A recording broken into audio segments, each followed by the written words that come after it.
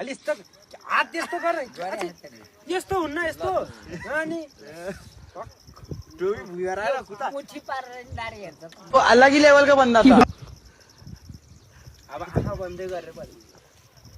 यो बुढाको जिन्दगीमा प्रगति नै भएन खाँदै छैन यो भागो पैसा नै उडाउँछ अनि यो तास चाहिँ एकदम खेल्नु मन लागेको छ हो कि होइन हजुर